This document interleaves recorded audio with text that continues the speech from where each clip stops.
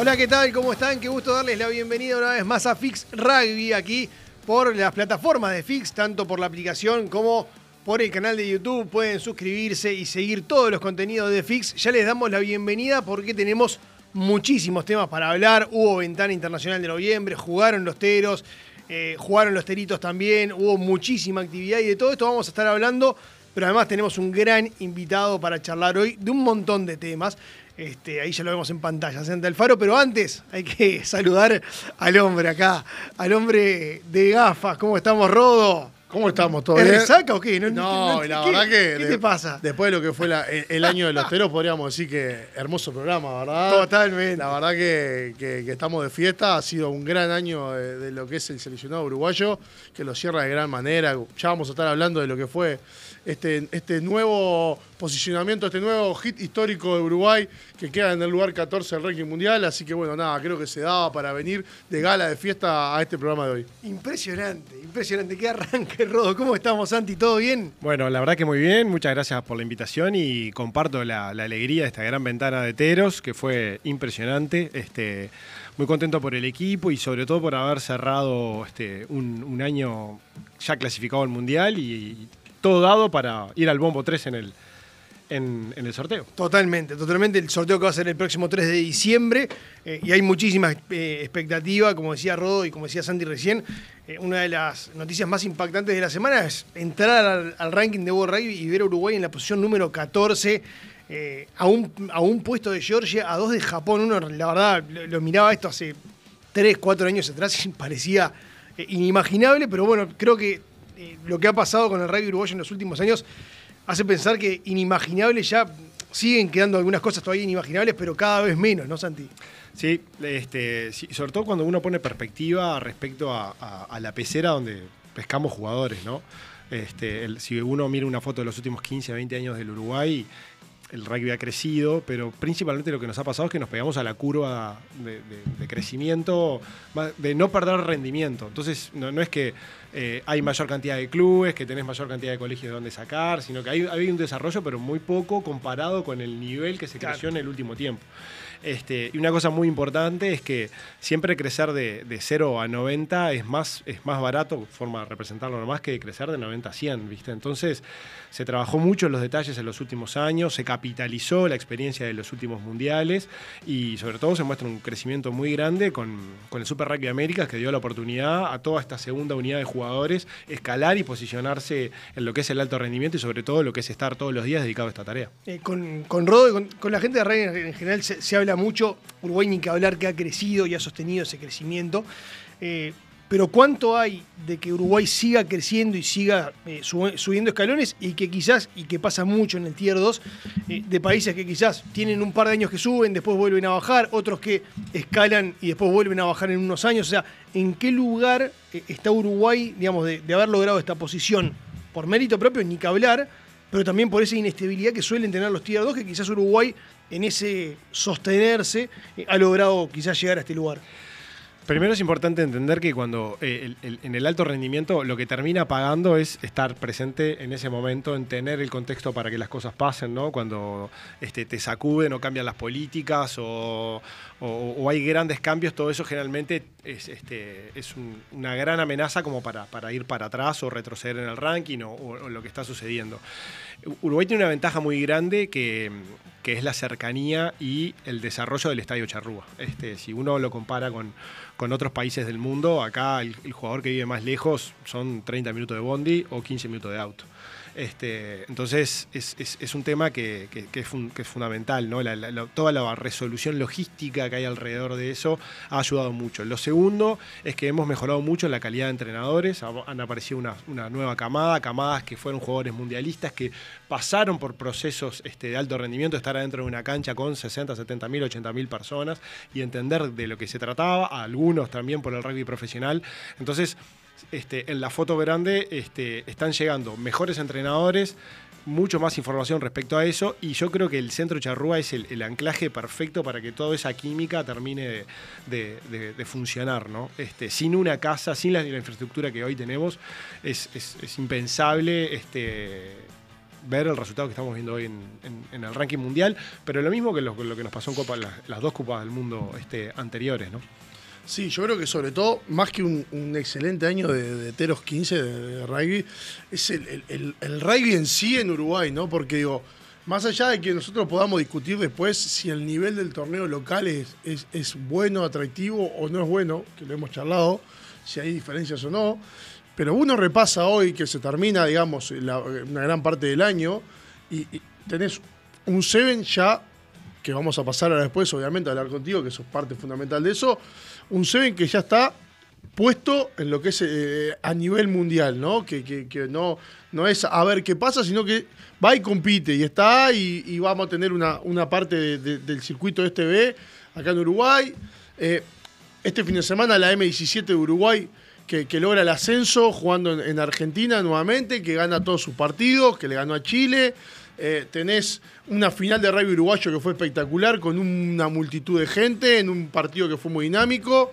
Tenés un Peñarol que salió campeón a mitad de año, a principio de año en la Super Rugby de América. Tenés una M20 que va a jugar un mundial por primera vez a nivel A. Y que hace 2 años, arañó el mundial A, la perdió con España en la final. Entonces digo, creo que es algo muy grande que se ve reflejado obviamente en este puesto número 14 de Uruguay, pero que hay un montón de facetas del rugby uruguayo que están rozando un gran nivel, ¿no? Sí, estoy totalmente de acuerdo, es clave el desarrollo de la academia en esto, ¿no? La perspectiva más importante que tiene Uruguay para poner todos sus mejores fichas, entrenadores, recursos, siempre tiene que estar dado en la academia. Porque uno crece por dos caminos, o mejora en la academia con un ensayo de probeta más cuidado, digamos, o teniendo un desarrollo en una liga local fuerte.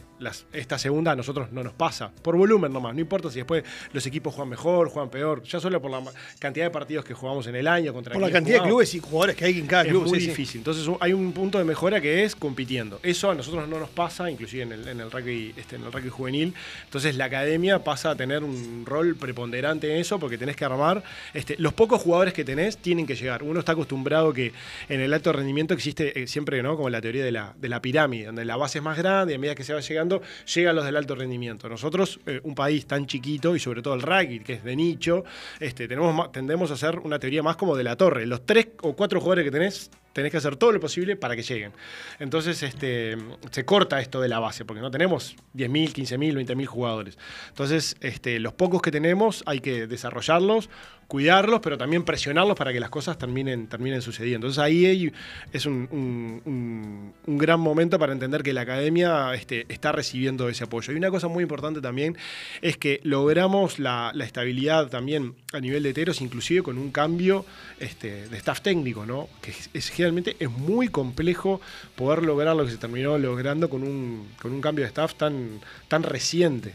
Entonces es una cosa también a destacar, porque significa que todo lo que hay alrededor del Estadio Charrúa o de la estructura de alto rendimiento logró también encauzar y dar la contención suficiente para que el staff técnico nuevo ponga sus ideas frescas, su metodología de juego, el sistema y obviamente la confección del equipo para que las cosas terminen pasando. Sí, y sobre todo que acá todo el mundo hablamos de no hoy en día los jugadores de los teros que son profesionales, que profesionalismo. Hay que ser claro, ¿no? Para aquella persona que de repente no conoce la interna de todo esto, que es, sí, los jugadores de los teros hoy son profesionales porque cobran un sueldo, pero no son millonarios. No es que de eso se valen y son millonarios. Les da para decir, votá, me dedico este rato a no salir a buscarme un trabajo quizás por ahora y poder dedicarme a entrenar, pero los tipos se están dedicando realmente 100% y dejan todo en los entrenamientos que son durísimos a un costo bajo, digamos, ¿no? Obviamente porque el rugby uruguayo no te permite eso, no es como... Me refiero a que en Europa quizás el jugador profesional es profesional de verdad, hace una guita, le da para vivir después cuando se retire de la plata que hizo jugando al rugby. El jugador de acá no. El jugador de acá profesional sí, porque cobra un viático, pero no porque se va a hacer millonario. Entonces también ahí la entrega del jugador, ¿no? Que se entrega 100% a las exigencias y que ustedes cada vez los exigen más, porque la vara va cada vez más arriba, los tipos se entregan cada vez más.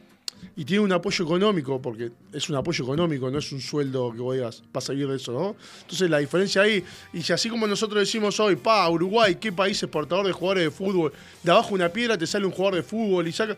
El rugby es más complejo todavía, porque hay menos base, menos cantidad de jugadores de rugby, y sin embargo siguen saliendo jugadores, y ves insertarse jugadores como Seba Pérez, jugadores jóvenes que se insertan y que no están a nivel.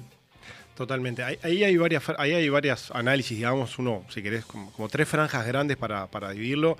En el rugby sigue llegando el 0.8, 0.7%, como nos pasa en el fútbol, a nivel mundial. O sea, pocos van a hacer plata, inclusive si naciste en Europa. Claro. Entonces, después puedes jugar en un Pro de 2, una tercera liga, o te vas a jugar a España, te vas a jugar a Italia, y ahí la verdad es que tampoco hacen plata. O sea, pueden vivir, pero van a terminar su carrera y van a tener que ponerse a laburar al otro día de otra cosa. Son pocos los que dicen, che, hice una guita, hice una diferencia, la tengo invertida acá. Rodrigo Capó hay uno, Santi Arata hay uno. El resto tienen que salir. En Uruguay, pero también en Europa, porque vos haces el análisis y empezás a ver de qué países son, dónde nacieron, cuánta plata ganan, qué retenciones tienen.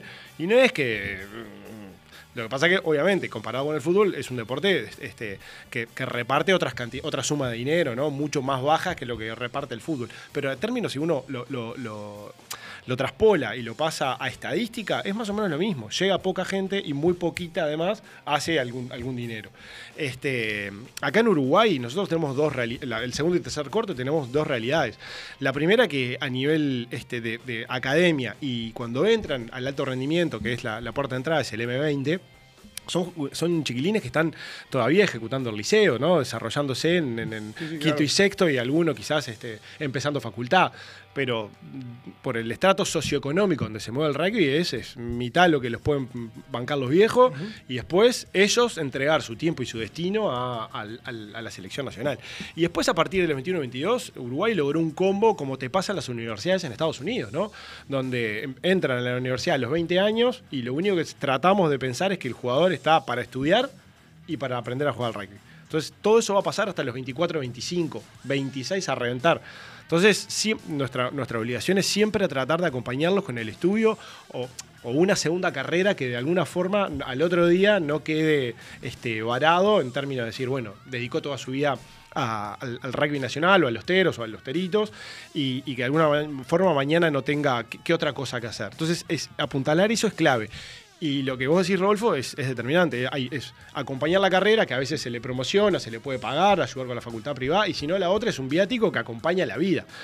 Al final del día sigue siendo una decisión de la persona en entregar 5 o 6 horas de su vida, 4 o 5 veces por semana, o estar 45 o 50 días de viaje al año, como les pasa a los del 15, como les pasa a los de Tero 7, a una causa casi que es una causa nacional, porque ese tiempo es único y no vuelve. Ahora, que sacan, o sea, que de ahí salen personas diferentes, no tengo ninguna duda. Nosotros le estamos devolviendo a la sociedad personas con capacidad de liderazgo, de lucha, de entendimiento, de conocimiento del mundo. Digo, a mí me pasa, yo vengo de una familia de clase media laburante. Si yo miro para atrás, cuando yo tenía 18 años, haber recorrido el mundo, las veces que lo hice fue solo, puro y duro, gracias al deporte y principalmente al rugby. Entonces, estás devolviendo a una persona que decís, pucha, hay opciones de salida y de futuro que en su poder tienen una experiencia de vida única, que solamente por haber atravesado esto los puso en ese espacio. Seguro. Yo lo que daba la vuelta a eso que vos terminás filtrando y pasándolo limpio, ¿no? Que es,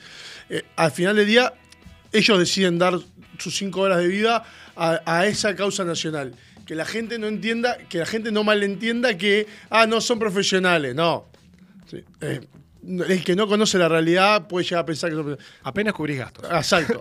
A eso iba yo. Apenas cubrís gastos. A eso iba yo. Sí, totalmente. Apenas cubrís gastos. Santi, cuando Uruguay pasó, digamos, creo que sucedió más o menos en el 2015, cuando Uruguay cuando vuelve a los mundiales, que creo que cuando empieza todo este incipiente profesionalismo, todos nos imaginamos que con la entrada al mundial, con el paso al profesionalismo, que se iban a abrir muchas más puertas para el rugby profesional en el exterior, para los jugadores uruguayos. ¿Por qué crees que esto no terminó sucediendo? Por supuesto que después llegó el Super Rugby América, sí, toda esa necesidad que tenía Uruguay de formar jugadores profesionales lo contempló a través del Super Rugby América. Pero ¿por qué crees que costó tanto, y sigue costando hasta el día de hoy, abrir puertas por ejemplo, en el rugby europeo. Y el rugby europeo es el cuello de botella, ¿no? Es como llegar a un equipo muy importante de la Liga Española o de la Liga Italiana o de la Premier. Hay un cuello de botella muy grande, mucha gente para tratar de llegar ahí. Lo mismo le pasó a Chile, por supuesto, y recién ahora, ¿no? Con este pasar de Chile, abrió alguna puerta más. De pique, entre jugadores parecidos, el jugador argentino tiene mejor prensa. Entonces, entre uno y el otro, te van a elegir al jugador argentino, aunque sean muy parecidos. No hay duda respecto a eso. Entonces, después, si tenés la oportunidad de tener pasaporte comunitario o no tener pasaporte comunitario, porque ocupas cupo o no ocupas cupo, o sea, hay muchas reglamentaciones que van mucho más allá de que el jugador sea bueno o malo adentro de la cancha, o las costumbres o lo profesional o poco profesional que termine siendo. Entonces, también peleas con los isleños, que además son más baratos y tienen otro biotipo. Bueno, entonces la cosa es complicada. O sea, lo que había que hacer es lo que terminó pasando, que es ampliar la ventana del profesionalismo. Después, ¿cuán profesional es o no respecto a cuánto dinero entra? Porque ser profesional no significa cobrar plata. Uno puede ser profesional y no cobrar $1. Chau, eso es, ¿no? Porque es un tema de actitud, de mejora continua, de predisposición. Que el jugador uruguayo habitualmente siempre lo tuvo, le faltaba el descanso quizás, ¿no? Pero sí, siempre lo tuvo bastante. Las horas dedicadas, el descanso, la nutrición, o sea, una cosa es una cosa que nosotros en el Seven ahora lo intentamos de sostener, a pesar de que tenemos un poco menor presupuesto de lo que teníamos antes, era sostener la comida. Una cosa es el jugador entrenando 3-4 horas, yéndose almorzado y con el batido de proteínas para el laburo, para el estudio, para lo que sea, y otra cosa es que tenga que salir a buscar algo por ahí para morfar. Claro. Es un cambio absoluto, o sea, al otro día casi que la predisposición de tener el jugador pronto para eso va mucho en cómo vos hagas el exit del día de ese jugador. Entonces, ¿dónde va el dinero? Decís, che, capaz que le pagamos 10 pesos más al jugador, pero no tenemos comida. No, tengamos comida y todo esto se limpia y se aclara también con los jugadores. Por lo pronto, nosotros en el 7, cuando con Gaby estuvimos armando esta primera etapa, las cosas que entendíamos fundamentales era darles de morfar y terminar un horario un poquito más decoroso que lo que hacíamos antes, para que realmente puedan desarrollarse su vida profesional. Ya sea por laburo, porque se tienen que ir a estudiar a la facultad. Bien, Santi, te llevo un poco en el tiempo. Sin miedo a equivocarme, capaz que le estoy errando, pero creo que no. Tanto vos como Fede, llegan allá por el 2012, 2011, 2012, más 2012 creo, ¿no? A lo que es la selección en sí y el charrúa, ¿no? Ahí hay dos momentos. Yo llego un poquito antes. Yo empecé en el 2006, era jugador todavía. Y empecé a trabajar con una menores de 16. En ese momento era, para solamente ubicarnos, la generación de Diego Maño, Garrafa Gaminara. La generación que después terminó jugando el Mundial 2008. Matías Fonseca, cuando salimos campeones del primer trofeo en Chile y ascendemos al Mundial A que jugamos en Japón. Que ese fue el primer Mundial A que juega Uruguay en su historia. El primero y único hasta ahora. Ahora a partir del año que viene se vuelve a esa primera competencia. 2006-2007, que la verdad que en ese grupo que estaba con Bruno Grunwald, con Luis Pedro Achar y con Martín Mendaro, que éramos el grupo, digamos, los managers fueron un poco cambiando, estaba el Panda, estaba también el Estío, Julio, que estuvo también con nosotros. Y bueno, y también esos inicios fueron los de Marcelo Santurio. El Cono estuvo siempre, así que es difícil marcarlo. Pero con ese grupo fue de 2006, 2007, 2008. En el 2009 clasificamos al Mundial A. Y después tuvimos un impasse, tanto Fede como yo, y cuando el Gordo asume ya el segundo año de haber asumido y tenían su proyecto junto con el Chelo Calandra y la directiva que estaba en ese momento, no quiero quedar mal con nadie, pero eran los que estaban llevando adelante ese proyecto, la posibilidad de agarrar el charrúa es que ahí nos convoca Pablo para integrar el staff y nos propone todo un proyecto que para nosotros era absolutamente utópico. Nadie creía en el Gordo, nadie. Fue realmente una persona que nos fue convenciendo y conquistando a todos, y cuando digo a todos es literalmente a todos, de que el sueño de lo que hoy estamos viviendo necesitaba construirse unos 15 o 16 años antes. ¿Te acordás del charrúa que encontraste? ¿Te acordás del charrúa que encontraste? El otro día hablaba con Fede, justo vos también estábamos ahí.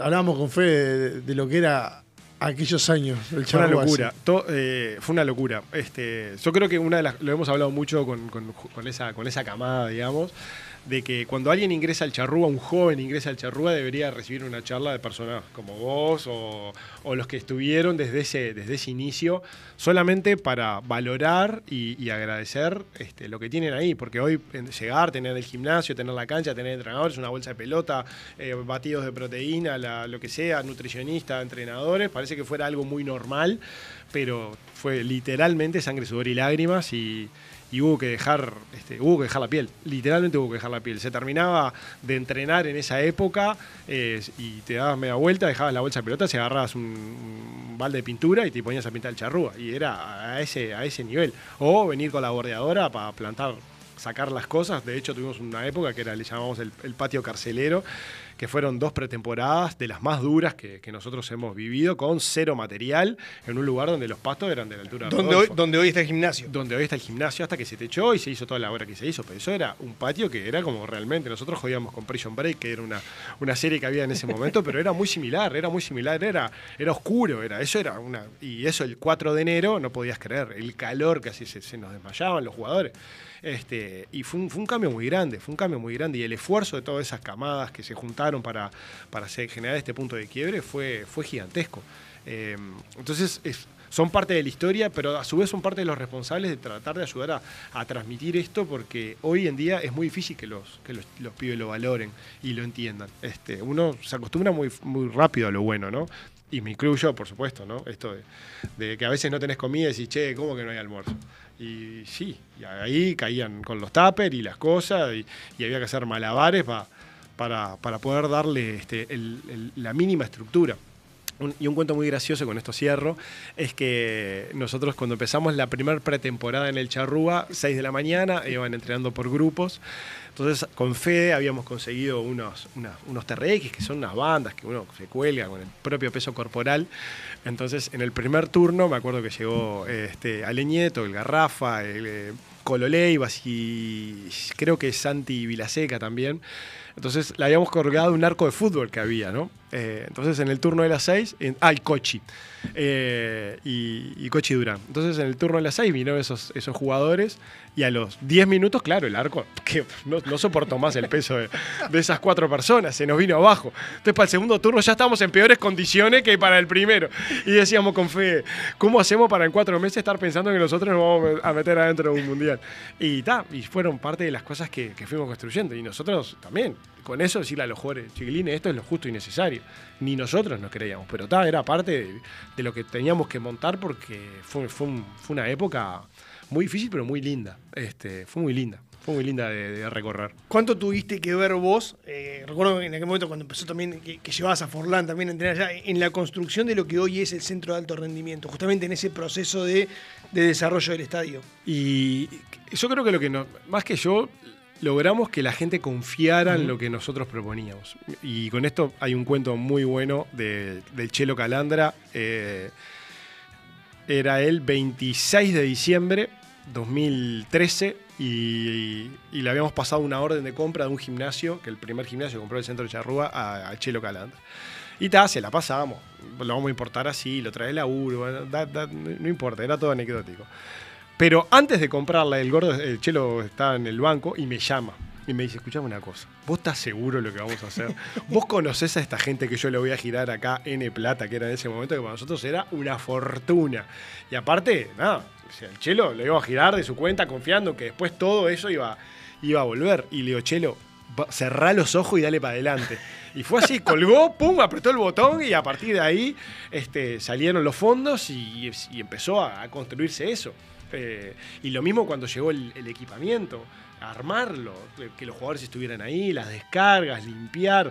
Entonces nosotros íbamos proponiendo cosas que veíamos afuera. Yo tuve la suerte de agarrar una época como jugador en el Seven, que nos tocó viajar mucho también, y viajar nos abrió mucho la cabeza, que no es lo que te pasa hoy, ¿no? Hoy lo que vos ves en otros países, en los países desarrollados, lo podés consumir en internet. En ese momento no había forma. Yo me acuerdo que llegaba de alguno de los viajes, me daba media vuelta y le decía a Fede, che, Fede, mirá, estuvimos en tal lado, hacen esto, esto y esto. Y era tratar de encontrar algo, era muy artesanal todo lo que se iba haciendo. No es que hoy haces un call con un no sé quién, un experto en alto rendimiento y te... Pero me parece que está buenísimo graficarlo para la gente que quizás lo ve de afuera y dice, no, porque el rugby consigue fácil los sponsors, porque se mueve bien. Y cierto, la realidad es que todo lo que hoy tiene el rugby tiene mucho de corazón, mucho de pasión. En realidad tiene todo de pasión, de corazón, de gente que dejó, como decías hoy, la piel ahí adentro, ¿no? Absolutamente. Sin eso es muy complejo de explicar, ¿no? No hay forma. Yo estoy convencido que Uruguay es un caso de estudio a nivel mundial para el alto rendimiento. Es un caso de estudio. Lo mismo nos pasa en el Seven, ¿no? O sea, no tenemos ni medio biotipo para jugar al Seven. Hoy estamos 10 del mundo. Claro. Hoy somos 10 del mundo. 10. O sea, estamos en Tier 1. Que después las condiciones, porque económicamente el Seven ha sufrido lo que ha sufrido y hubo los recortes y bueno. Si jugabas así 10 años atrás estabas en el top 10, digamos, en el circuito. Sin lugar a duda. Cambió el formato, digamos. Por 3 años seguidos viene cambiando el formato. Entonces cambió el formato, al otro año cambió el formato, al otro. O sea, nos metimos el primer año, cambió el formato, pucha, quedamos afuera. Nos metimos de vuelta, cambia el formato de vuelta. Y todo siempre el formato cambiaba después. Uno escuchaba en los pasillos de los viajes. Igual te lo voy a hacer al revés, porque siempre uno le cuenta del lado ganador. Si no cambiaba el formato, tampoco entrábamos al circuito. Si no porque acordate que Uruguay siempre que intentaba entrar era a través del Seven de Hong Kong y solo el campeón entraba. Y Uruguay nunca podía superar esa barrera de los cuartos de final. Totalmente. Ese partido en Chile con Tonga fue un punto de quiebre. A partir de ahí cambió todo. Y claramente los jugadores, cuando uno los expone a ese nivel, terminan mejorando, que fue lo que nos terminó sucediendo. El primer año realmente se capitalizó el primer circuito entero, se capitalizó de sobremanera. Nos preparó sobre todo la cabeza para el lugar donde íbamos al otro año en el Challenger. De hecho, nos juntamos con todos los jugadores de ese momento y no recuerdan un año tan duro, tan involucrados desde su compromiso hacia Uruguay como ese. Nosotros íbamos a volver al circuito, pasara lo que pasara. Y bueno, fue lo que terminó sucediendo. Pero hubo un sentido de propósito y de aferrarse a realmente a tener un quiebre con la cabeza muy, muy, muy importante.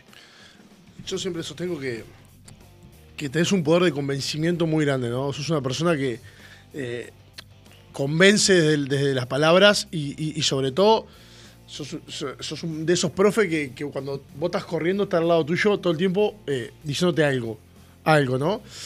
Y creo que eso es gran parte fundamental del crecimiento del Seven hoy en día, ¿no? Creo que es una pieza clave en el Seven, porque te veo laburar.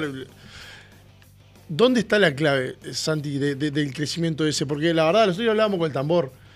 Uno veía el Seven y decía, no tenemos jugadores rápidos, no tenemos jugadores grandes, no tenemos jugadores, nos va a ir mal siempre en el Seven porque no llegamos a esa velocidad, porque no tenemos...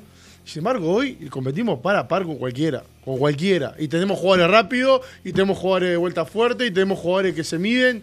¿Dónde está? ¿Qué es la cabeza? Primero, muchas gracias por lo que me dijiste. Pero vos sabés, a ver, siempre fui una persona que al Santi siempre lo apodé como Dios, ¿no? Cuando él llegaba se abría los mares.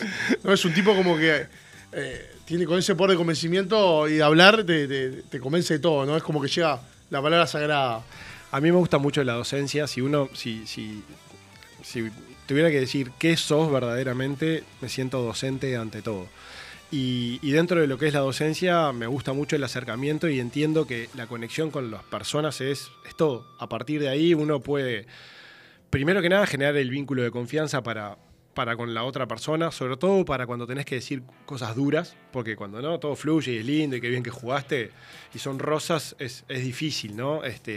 Pero fundamentalmente cuando uno se tiene que como marcar los límites hasta dónde vas, exigirlo, ver que a veces un jugador no puede más y sí, un poco más, y sí, un poco más, y sí, un poco más, hasta que se les quiebra la cabeza. Entonces empujar para todo eso siempre parte de una raíz fuerte que a mi entender siempre es la confianza.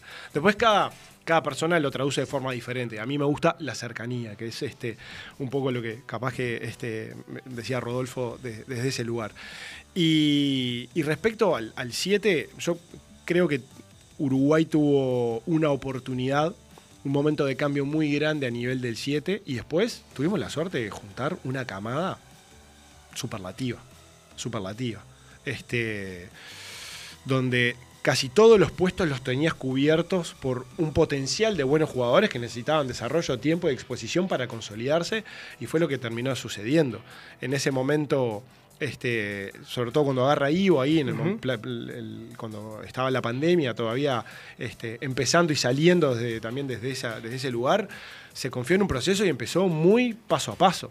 Y nos encontramos, o Ivo se encontró, o tuvo la habilidad de elegir una buena camada de jugadores que siempre respondieron, siempre quisieron estar, lo cual es una cosa determinante en esto, ¿no? Como el querer estar ahí. Se dio medio resultado y a partir de ahí el equipo creció, pero mirá que nosotros estábamos llenos de dudas. Y, lo puedo decir públicamente. Ivo, él como entrenador frente al circuito mundial, y decir, che, una cosa es dirigir acá y otra cosa es me expongo con los mejores entrenadores del mundo. Nosotros desde la preparación, los jugadores en competir con los que ven en la televisión 7, 8, 9, 10 veces por año en los torneos. Y bueno, fue un proceso. Y hoy en día pasás en limpio y además de Francia y algún país más que me estoy olvidando, les pudimos ganar a todos. Ahora, pero también hay un mérito de usted, ya lo había antes, vos ya hablabas y señalabas una camada, pero cuando se hizo ese recambio de camada, que muchos de esos, porque uno también pasa el tiempo y se olvida, pero en esa primera camada, habían varios que ya en la segunda ya no estaban, y Uruguay mantuvo y hasta quizás elevó su nivel. Me acuerdo de Tite Echeverri, que fue una baja enorme cuando se bajó del Seven. Charlie Debus, que uno hoy pasa el tiempo y no lo imagina de Seven, pero era, y en aquella primera camada, fue un jugadorazo en aquella camada de Seven. Y seguro que me estoy olvidando de algún otro.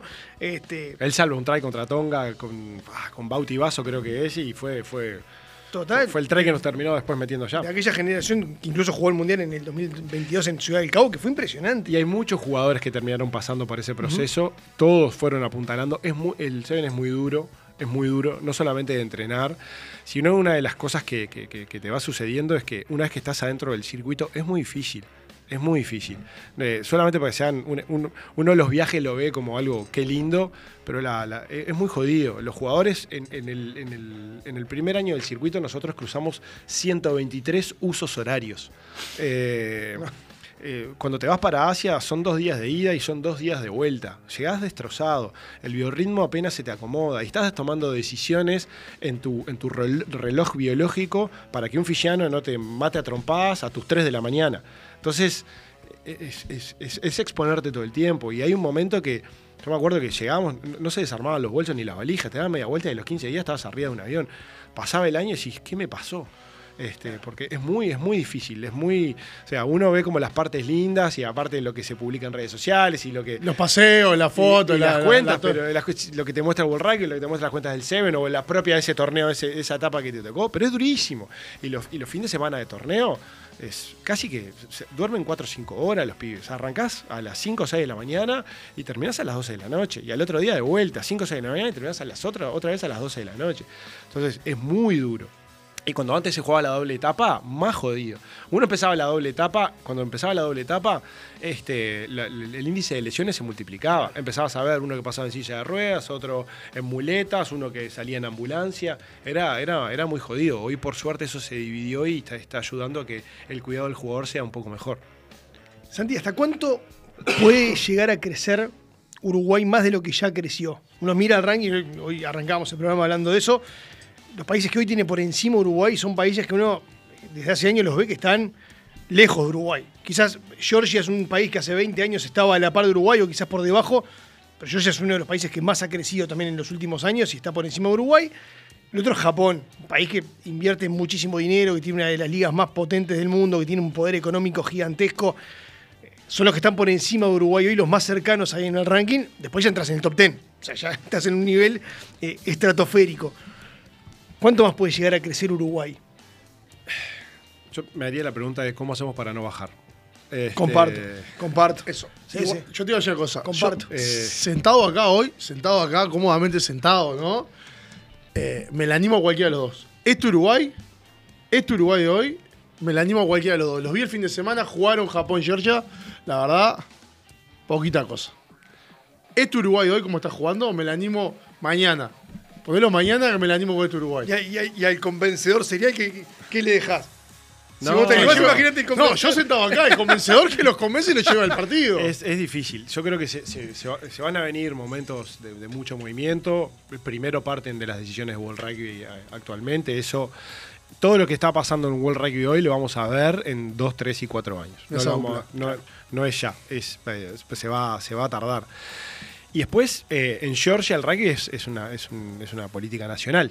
Y en Japón es una política económica. Entonces, por alguna razón, uno separa, o es una decisión institucional a nivel gubernamental potente, o tenés mucho dinero como para poder desarrollar, que son esos dos ejemplos que son nuestro próximo escalón, ¿no?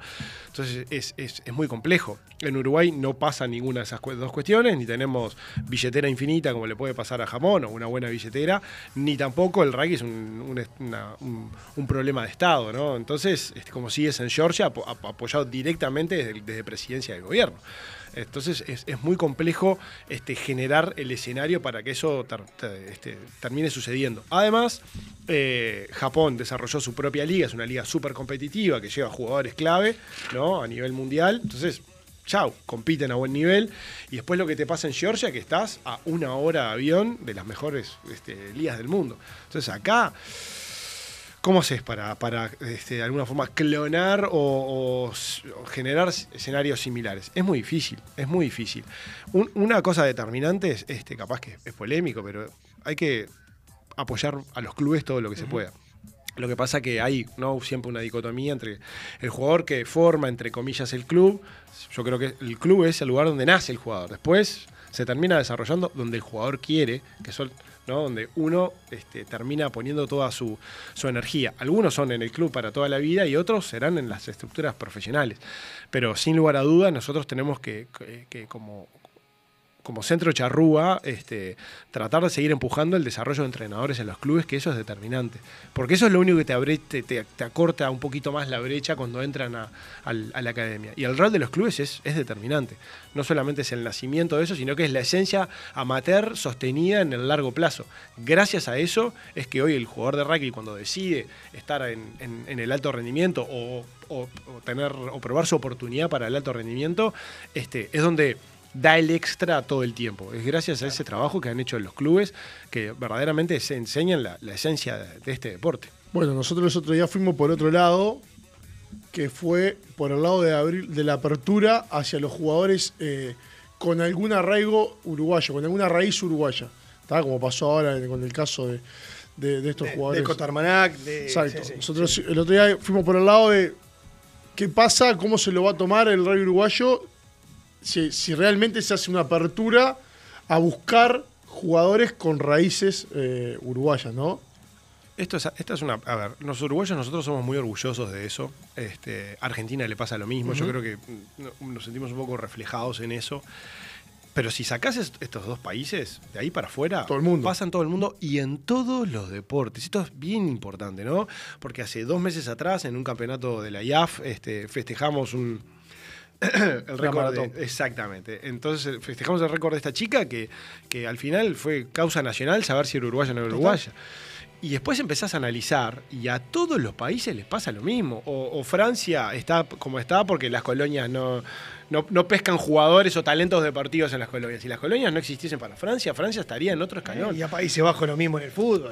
Y bueno, entonces es muy difícil. Hoy el talento está en donde uno genera las oportunidades, pero después en el que lo termina de desarrollar. Y en esto de dobles nacionalidades, haber nacido en otro país y competir por otro. Ahora nos va a pasar en los Juegos Olímpicos de Invierno, donde va un uruguayo que nació en Chile, pero que es de papás uruguayos. Y es muy difícil. O sea, Uruguay no tiene, no las tiene Argentina y no las tiene Chile y capaz que las tiene Brasil, para que quede bien claro y no lo digo llorando, las condiciones dadas para desarrollar un alto rendimiento con vista a un Juego Olímpico o vista a un Mundial de la disciplina específica. No están las condiciones dadas. Si no se van a una universidad de Estados Unidos o no se van a entrenar a Europa o no se van a centros específicos, es imposible mejorar, porque acá en estas latitudes no existe, no hay.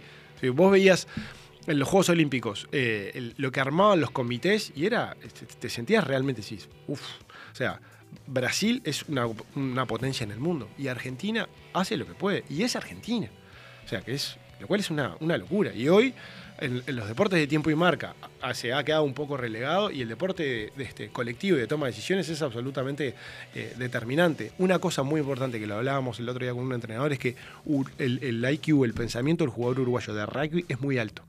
Y eso es un gran desarrollo y una gran ventaja que tenemos. A ver, ¿cómo es eso? Es muy inteligente. Más allá de las bromas que tengamos intraequipo, che, este no sé qué, este no sé cuánto, este le va mejor en el liceo. El jugador del rugby uruguayo es muy inteligente. O sea, a la hora de tomar decisiones. Claro, a la hora de tomar el decisiones. famoso no sabe hacerlo con un vaso es como que no entra en el... Pasa en el chiste interno, Claro. pero cuando vos vas a jugar afuera, el jugador uruguayo es muy inteligente. Es muy inteligente. O sea, estás hablando con un estrato sociocultural de la media muy para arriba. Entonces, a la hora de tener la pelota en la mano y tomar las decisiones que tiene que tomar, generalmente entiende el juego y lo entiende de buena manera. Por supuesto que hay excepciones, pero en el promedio lo entiende de buena manera. Está muy bien. Está buenísimo, está buenísimo. Santi, pensando también ahora en lo que se viene por delante, hablábamos hoy del sorteo para el Mundial. ¿Cómo la ves? ¿Cómo ves que quedó ubicado Uruguay? Creo que todos lo vemos con mucho optimismo. ¿Cómo lo han analizado en la interna del staff? Digamos, de las posibilidades que puede llegar a tener Uruguay en el sorteo de la próxima Copa del Mundo. Y a ver, yendo de Australia para atrás, o sea, del partido inaugural para atrás, siempre es ¿qué escenario cambia para tener una nueva motivación?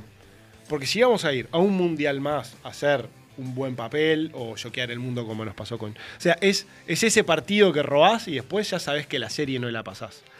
Hoy la motivación se renueva diciendo, che, si los resultados, el sorteo y los bomos un poquito se acomodan y Uruguay está preparado, tiene la chance de pasar a la próxima fase. En la historia hubo esa oportunidad. Entonces, eso renueva el espíritu y decir, no es que me estoy preparando solamente para un mundial, porque ¿cómo haces para preparar a jugadores que van a ir a un tercer mundial? Entonces, tenés que renovar la esperanza con algo. Y la esperanza ahora es que hay una oportunidad grande de poder pasar a la siguiente fase. Y eso sería verdaderamente un hito y un sueño muy, muy importante. Entonces ahora tenés cómo reformular yo le quiero decir el discurso, pero no para que se quede vacío, sino decir la esperanza de realmente posicionarnos en algo histórico que hasta ahora no hemos tenido la oportunidad de poder concretarlo. Entonces es una maravilla, ¿no? Nos habíamos jugado todos los boletos con Italia en Francia 2023. Pero ya el haber apostado ese partido con Italia ya era poner la mira en esa posibilidad de pasar a una ronda clasificatoria. Entendiendo que es un país que juega 6 naciones, o sea, cuando uno se enfría y dice, che, capaz que jugamos 30 veces más ese partido y lo ganamos una, pero tenés que jugarlo 30. Uno igual está preparado porque si ese día pasa las cosas, sí, ¿no? Yo igual creo que después de lo que pasó, por ejemplo, este fin de semana con Chile e Italia, que Chile, la verdad, jugó un partidazo, y viendo lo que Uruguay normalmente está por encima de Chile, tampoco era inimaginable. Quizás sí en ese momento. Sí, igual... Hay que ver Italia. Sí. No es el mismo Italia de un mundial, obvio. La Italia del fin de semana pasado juega contra un Tier 1 y es otro partido. Claro. Y lejos de criticar a Chile. No, totalmente. No, es un partidazo. Y sobre todo porque la diferencia mental de los equipos del puesto 7 al 10 cambia a los del 1 al 6. Igual agarraron justo una Italia recontra crecida, o sea, la mejor Italia de los últimos años. Sin lugar a dudas, lo que pasa es que también te marca el nivel. Eso, a ver, Italia debería haber ganado por 70 puntos. Eso es un equipo Tier 1. Exacto. Eso es un equipo Tier 1. Entonces ahí tenés el tema. De vuelta, Chile hizo un partidazo porque lo vi y lejos de querer sacarle mérito a Chile, que jugó muy bien, la realidad es que está cerca. Por eso Uruguay pensó en ganarle a Italia. Exacto. Pero de hecho pasó cuando vino Escocia a jugar con los teros acá. Sí, Escocia ganó. No fue que un Tier 1 lo aplastó a Uruguay. Sí, las ventanas son complejas. Yo creo que son importantes para el ranking para nosotros, sin lugar a duda. Son una oportunidad de rodaje, pero las ventanas son complejas. Son 4 o 5 partidos, ¿viste? Para nosotros es muy más importante la ventana de noviembre que julio porque tenés a los jugadores allá, están de viaje, están descansados. Entonces, hay un tema. Y en julio el jugador europeo no quiere saber de nada. No quiere saber nada. Quiere apretar un botón y terminar y irse de vacaciones. Entonces, ahí hay más oportunidades también.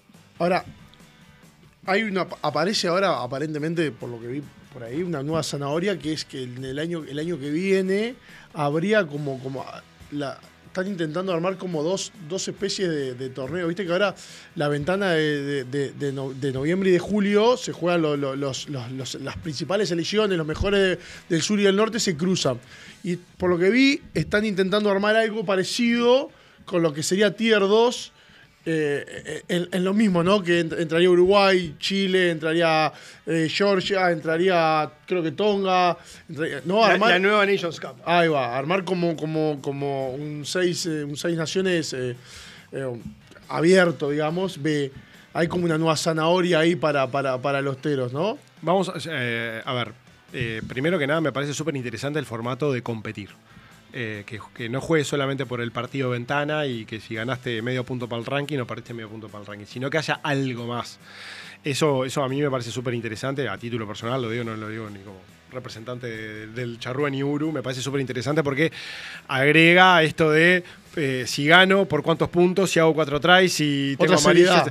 Claro, te da continuidad, importa qué pasa mañana. Exacto. No solamente ese partido aislado. En las ventanas es lo que pasa hoy y el que sobrevivió juega la otra y así sucesivamente. De hecho, Uruguay ya le había ganado a Portugal, medio que había asegurado el lugar en el ranking para el bombo 3, y lo que pasara con Nueva Zelanda, y incluso si perdía por poco margen con Rumania, estaba pronta la ventana.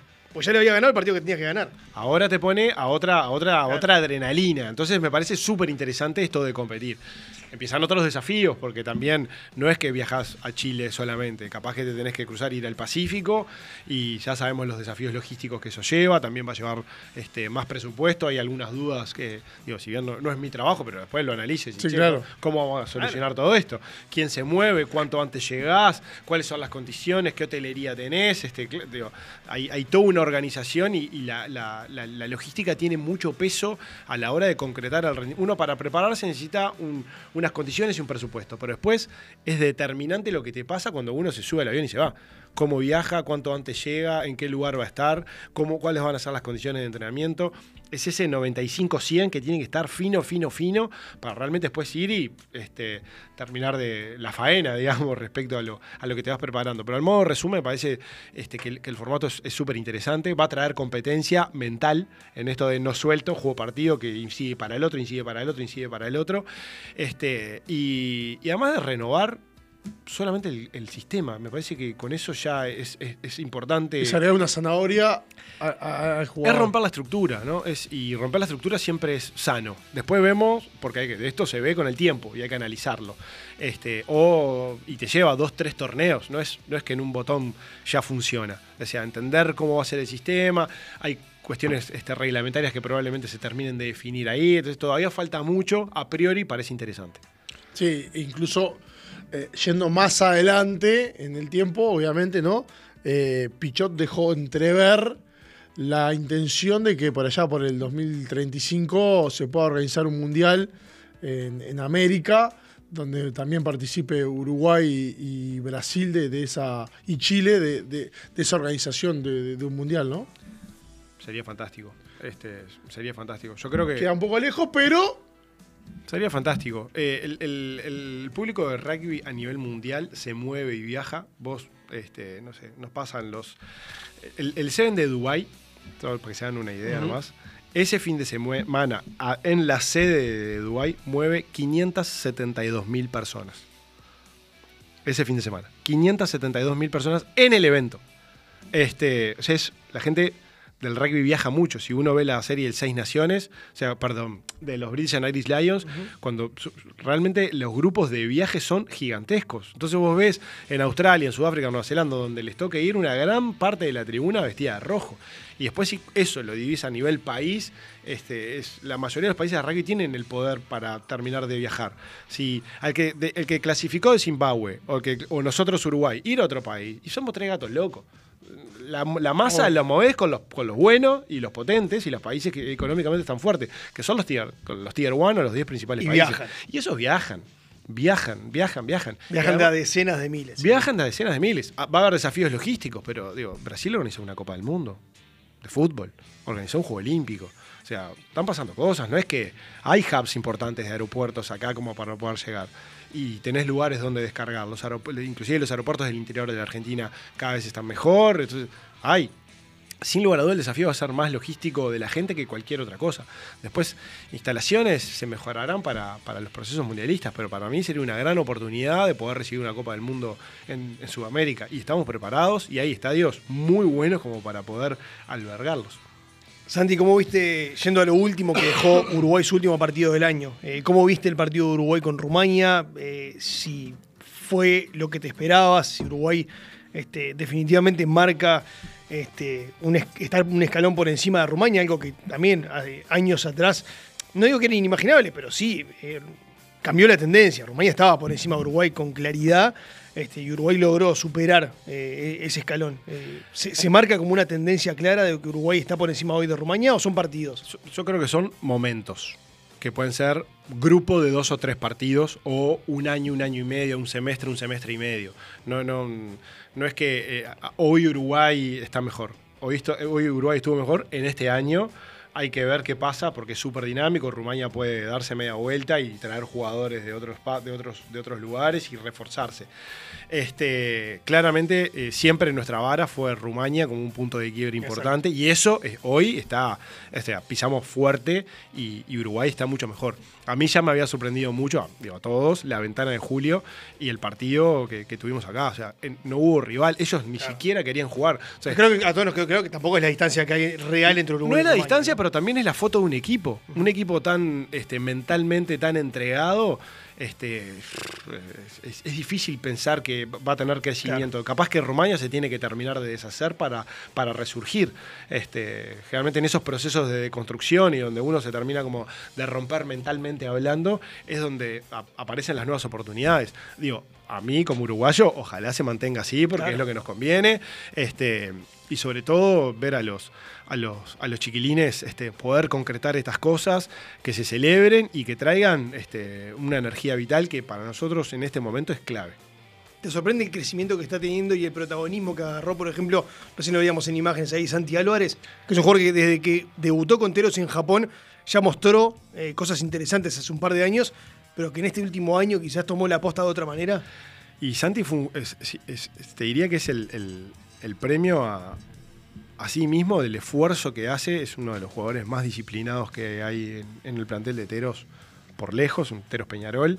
Es un jugador extremadamente inteligente y que además no solamente no le hace asco al trabajo, sino que tiene una mentalidad de mejora continua permanente. Entonces, más que sorprenderme, me pone contento que alguien tan esforzado, tan comprometido, pueda poner en cancha lo que está haciendo Santiago con Uruguay. Yo creo que si hubiese que dar hoy un premio al mejor jugador del año, yo se lo daría a él.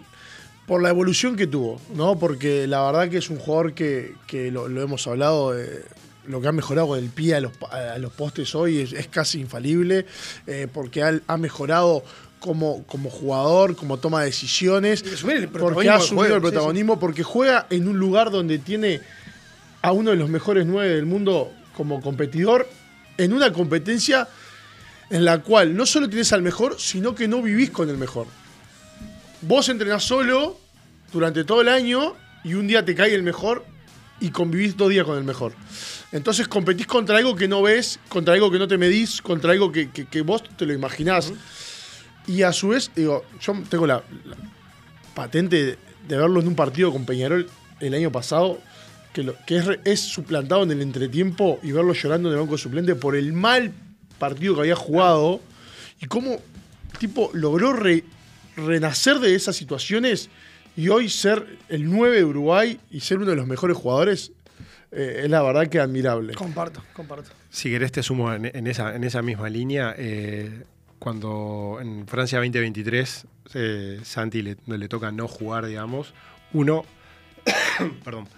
ahí ve verdaderamente de qué está hecho el jugador. El que suelta y sale a patear cajones y empezar a buscar excusas para afuera y para el costado, lo ve el entrenador de turno, por supuesto, o apretar los dientes, darse media vuelta y ponerse a picar la piedra enseguida. Y eso fue lo que hizo Santiago.